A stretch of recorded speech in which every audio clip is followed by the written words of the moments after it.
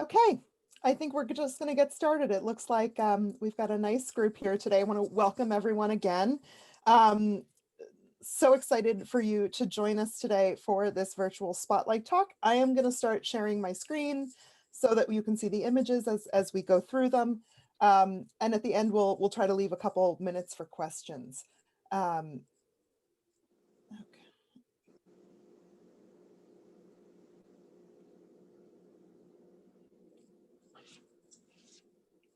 Okay, so again, I'm Emily Zilber. I'm the Director of Curatorial Affairs and Strategic Partnerships here at the Esherick Museum, and I'm actually coming to you today from the Esherick Museum itself rather than my home, which is a nice spot to be on this rainy day here in Pennsylvania. This is the second in our series of Spotlight Talks. It's a 15-minute look at a topic that we don't often have the chance to cover in depth on the tour with some time for questions. Today, I'm going to give you a quick introduction to Henry Varnum Poor and the plates in the Esherick Studio dining room, as well as the context for the creation of these plates, a little bit of Poor's career, and a little bit about the friendship between Esherick and Poor. We'll begin with just a little housekeeping. I hope that we can see you for a couple of programs that we've got coming up. Including on February 11th. We're going to be having a Creatives on Esherick talk with Sarah Watlington from Offerman Woodshop, which is going to be really exciting. That's her piece on the left. And then our next Spotlight talk will be on February 24th at noon. We'll be doing a deep dive into Esherick's celebrated World's Fair chair, which is on the right. I'll also mention, for those of you who are interested in ceramics, and are here, connected to that interest today, that we've just posted on our blog a new interview with our current artist in residence, Roberta Masich. And this is a picture of her here doing some work in the studio and a work of hers on the right. So please do go check that out. She's a fantastic ceramic artist doing some really interesting things here with us. So, for those of you who have been on a tour, you might have seen these plates hanging in the dining room. Again, we don't often have much time to talk about them on the tour. These are a series of plates hanging on the wall, largely figural, although there's a still life, and you'll see a little later on some text plates. These were made by Poor, Henry Varnum Poor, Esherick's close friend for nearly 50 years. The two men were born and died in the same year. There are many parallels in their career. They supported and influenced each other, and they may have met in the 1920s in the gallery of the Eway bookstore in New York. And here's a picture of Henry Varnum Poor on the left. Poor began his interest in ceramics making kitchenware. He was enthralled with the material with clay. He purchased a kiln from a friend, made a potter's wheel, and began experimenting with historical techniques that he learned from reading every pottery book he could get his hands on. He was trained as a painter, so coming to ceramics was a little bit like Esherick coming to wood, right? Both trained as a painter, both found themselves in other media in addition to paintings and drawings. When in 1920, his exhibition of oils and drawings at the Kevorkian Gallery in New York was a commercial failure, Poor decided he couldn't make a living as a full-time painter, and he turned to pottery for the remainder of the decade, and he was finding success by 1921, 1922 with his ceramics. And the image on the right side is for his show at the Montrose Gallery of Ceramics in 1922. So again, as I mentioned, both Poor and Esherick were trained as painters, found unique voices in media connected to the decorative arts. I'm showing here a plate rack done in 1923 by Esherick on the left, inspired by the arts and crafts community at Rose Valley. This is really his first furniture piece, and I love this image of it with some of the Henry Varnum Poor plates displayed proudly. We also have some other pieces by Poor in the collection, including functional pieces. I'm showing a couple of those on the right. Poor didn't see any hierarchy between images and objects. And I want to read a quote here from his 1958 book, A Book of Pottery, From Mud into Immortality, which I think is a great, it's a great title, and I hope some of you have the chance to delve into that in full. He wrote there, the urge to make images was as basic in primitive man as the urge to make things or objects. Images and objects were twin expressions of the same creative urge. And so this lack of a hierarchy in the kinds of things that they made, finding the right medium for the right mode of expression, really unites both Poor and Esherick. I mean, Poor, in addition to making ceramics and painting, he worked as an architect, a designer, a furniture maker, a sculptor, a muralist, author, an illustrator, and an educator, and was self-taught in many of those disciplines. But so again, sounds a lot like someone we know well here at the Esherick Museum. Another point of collaboration, they both built these really incredibly unique live workspaces. I'm showing on the left Poor's Crow House in New City, New York, named for the local birds that kept him company while he worked. And for those of you who have been in the Esherick studio, it made me think of the coat pegs here, the bird coming out of the wall that kept the Esherick and his colleagues kept singing to them as they worked. And I thought that was a really lovely It's hard to hear. connection. Can't turn the volume down. Somebody is not muted. I can ask if anyone, if everyone can mute themselves, that would be great. Thank you. Do you want us to mute or not mute? I'm sorry. I think let's everybody mute if they're not muted already. Thank you. We can unmute for questions at the end. Okay, I just can't see what you're doing. I just have the audio. Do you know how I could turn on the camera? I'm sorry. I don't, there should be at the bottom of the screen something that says bring the camera on. If you can't see this, we'll send a link to the recording of the presentation. Thank you so much. Thank you. Yep. So both Crow House and Esherick Studio were first created again in the 1920s. They both united this arts and crafts sensibility with vernacular and modernist elements and had a strong connection to the landscapes in which they were sited. I love this sentence from Henry Varnum Poor, again from the 58 book, about the sort of local clays that he worked with. And so I'm going to quote here. Whenever I drive and find clay exposed in roadside cuts, I gather it, carry it home, and when I find time, make some simple bowls. Then in my imagination, I can see the beautiful and useful things which could come from that region, could uniquely characterize that place. And so again, really thinking about themselves within the context of the homes, the sites, the locations they built for themselves. So onto the plates, this really remarkable portrait of Esherick himself. I love the way that Poor renders Esherick here. We can see how the drawn image, the sketch was translated into this kind of glazed drawing on earthenware. He's got one eye squinting. It seems like he's examining something, whether it's a piece of wood or chalk in his hands. But he's also making eye contact with the viewer at the same time. And I think that sort of dual mode of engagement is part of what makes this plate so interesting, that draws you in. Poor often included a border as a framing device on his plates. He drew inside the undulating edges of the plates, particularly to speak to an object's handmade nature. And particularly its warping in the kiln. So you can see the sort of border there around the edge of the plate really does draw attention to the fact that the plate has these little quirks. It's not perfect. It didn't come from a factory. He embraced those irregularities in form, and he's going to write about that in 1958. Again, I'm quoting here, technical perfection cannot give life to dead forms and dry design. Only love can create a living thing. Knowledge is not enough. The simplicity we need is not the ineptness of amateurism. It is a technical simplicity which puts the chief emphasis upon fine form, skilled craftsmanship, and living expressive design. And I certainly think we see that here. And I think probably we can think about that applying to Esherick as well. A little bit of a different tone here.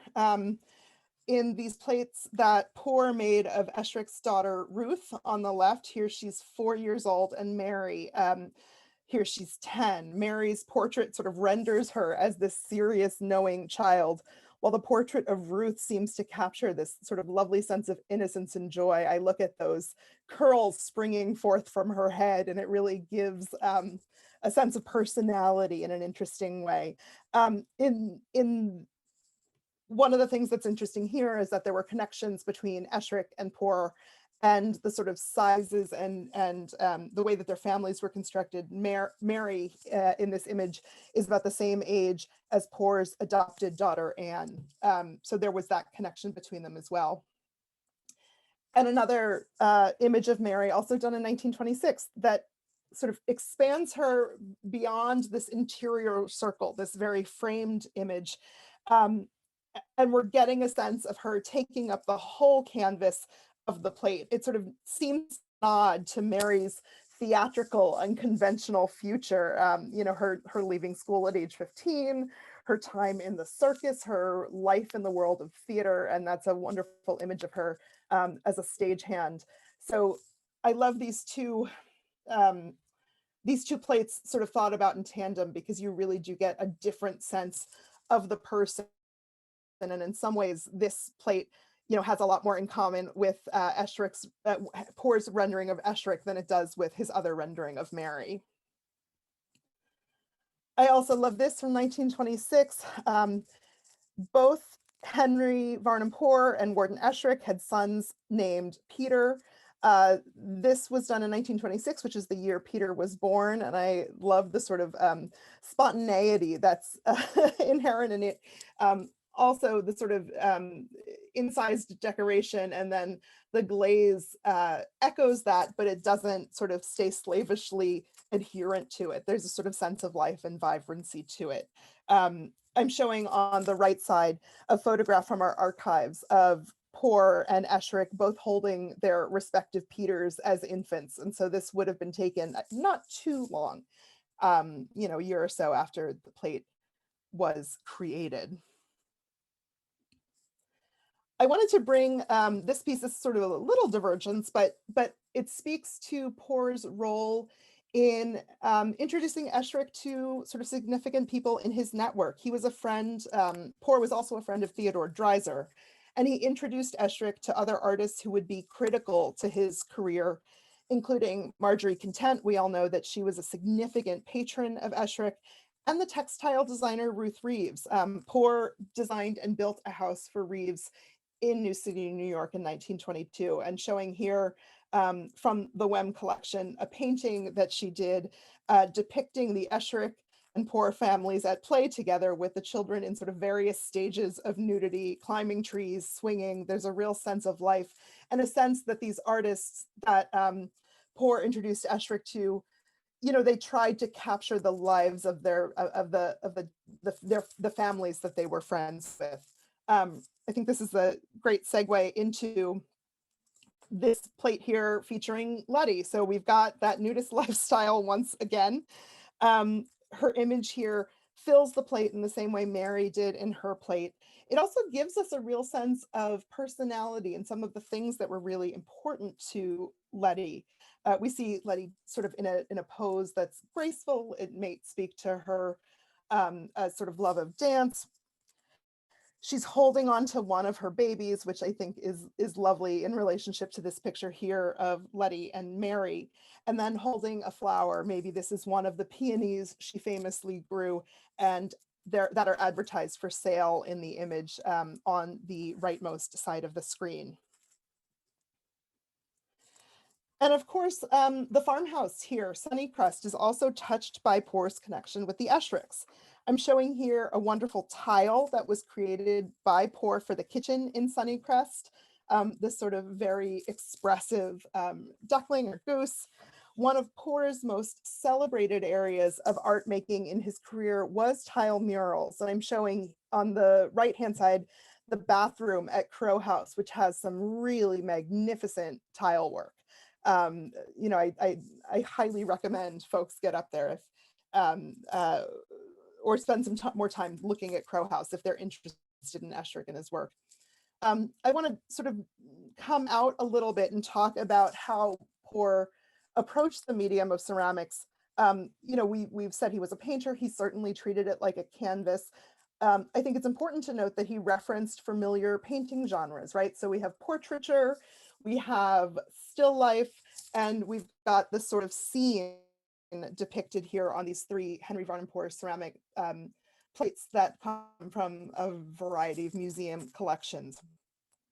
Just to talk a little bit technically about his work, he most often created these kind of simple forms decorated with underglaze designs. So this is designs done before the application of an overall clear glaze using cobalt, manganese, copper, iron, these sort of metal oxides. They react then with a transparent glaze to form this sort of wonderful range of colors that we're seeing here. I want to read one last quote from Poor's publication where he reflected, "I started doing pottery for the pleasure of decorating it, having something entirely in my control from beginning to end, so that the object and the images it held would be equally mine." And I think you can see, especially in these three and certainly in the Esherick plates, the way that all of the images sort of talk to the canvas on which they are, which they're inscribed. And last, I just want to point us to this really wonderful portrait of Esherick by Henry Varnum Poor. I'm showing it side by side with the plate because you can really see some differences in the depiction, how it translates between the sort of ceramic plate where things are a little more stylized, and then the sort of painted sketch here where it's clearly the same person, right? But in terms of what Poor is trying to depict or trying to say about Esherick, they seem to sort of have very different sensibilities to me. The plate, you know, Esherick seems almost mystical in the way that he's engaging with his material on the plate. And in the portrait, we're getting sort of a real, you know, in-depth look at the face, the personality. I love these two together, really speaking to Poor's ability to capture Esherick no matter what medium he was working in, and certainly his ability to render you know, figures in this kind of probing way. With that whirlwind introduction, I want to just open for about 5 minutes of questions. I'll stop sharing my screen, or maybe Katie can help me do that. Thank you, Katie.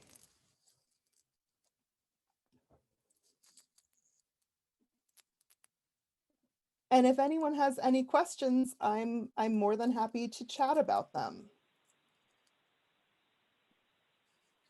I think I see folks from the Henry Varnum Poor house with us. Is that true today? Hello. I think my screen isn't on, but I'm from 164 South Mountain Road. I'm in the caretaker's cottage here, which is a Henry Varnum Poor house. Hi. But I can't see you though, but I'm taking a walk in the snow right now, and I'm listening, and it sounds great, and I'll definitely look at the video after. I also see we have Roberta here, the ceramic artist who's working with us.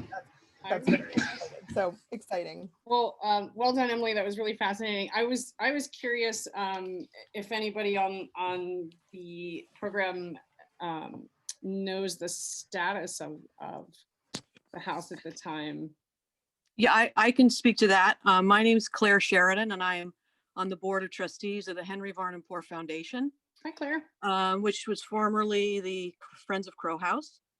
And I can tell you that the house is on South Mountain Road in New City, New York.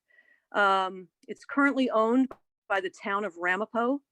The house is not in the town of Ramapo. The house is in the town of Clarkstown, but it was purchased 14 and a half years ago using funds from the New York State Office of Parks and Recreation and Historic Preservation, using open space funds.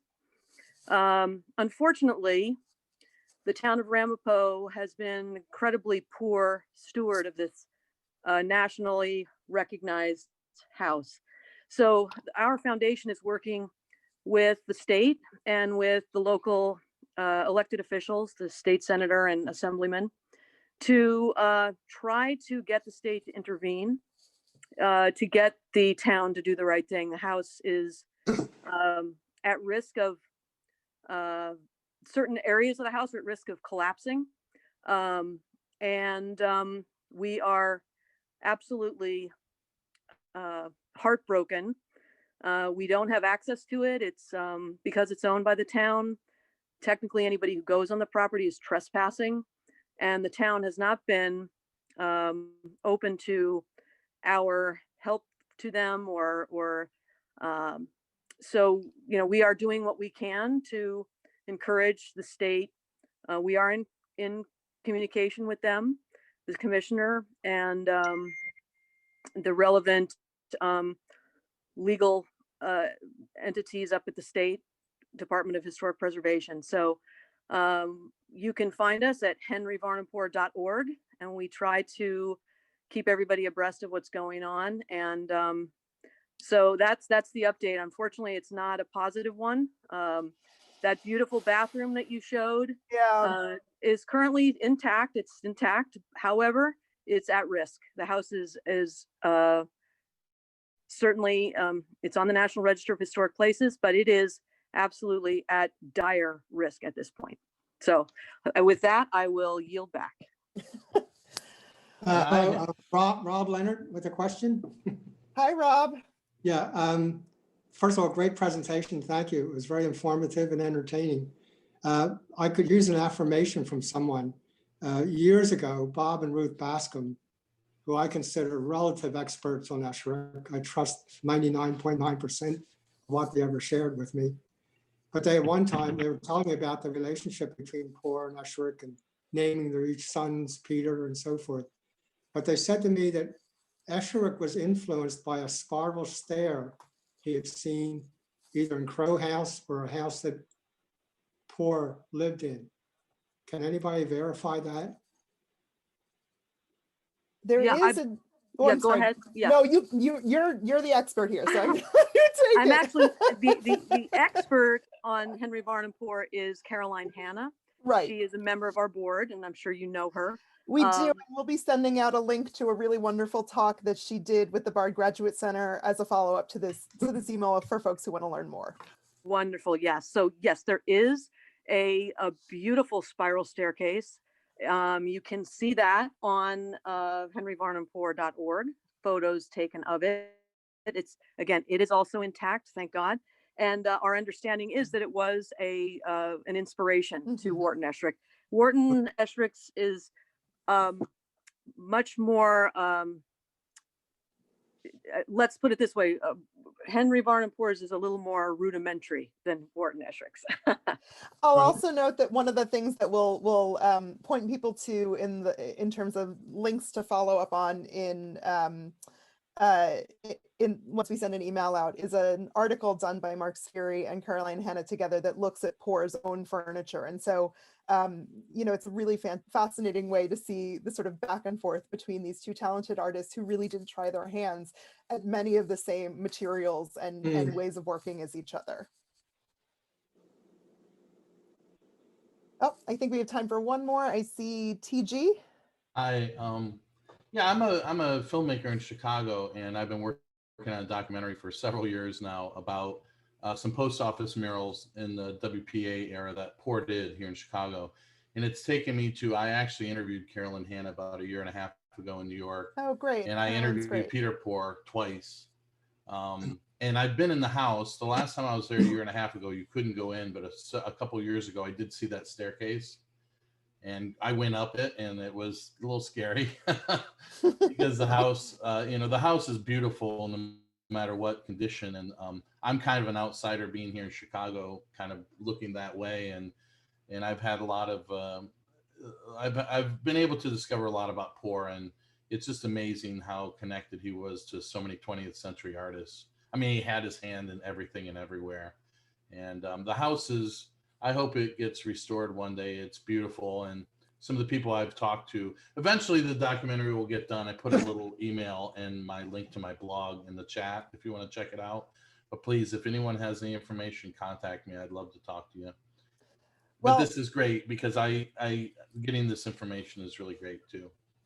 Well, so I'm thrilled. I want to invite you and everyone else, once we're open again, to come back and to see the Henry Varnum Poor plates in situ, maybe with some new bits of information to put them in context. And we also have some wonderful archival materials here at the Esherick studio that deal with sort of letters and clippings between Poor and Esherick, and there is also material in Esherick's papers at the Archives of American Art that sort of documents the relationship. So there's a lot of wonderful things to mine, and hopefully we'll get to chat about these works and all of the other wonderful things in the studio with all of you again very soon in person. Thank you again to everyone for coming today. Again, we hope to see you at our next Creatives on Esherick talk and our next Spotlight talk. And yeah, please be in touch. If you have questions, don't hesitate to reach out after we're all done. Thank you so much. If people want to unmute and say bye, it's a nice Thank little community Well thing. done. Thank you Thank very you. much. Thanks. Thank you. Thank you very much.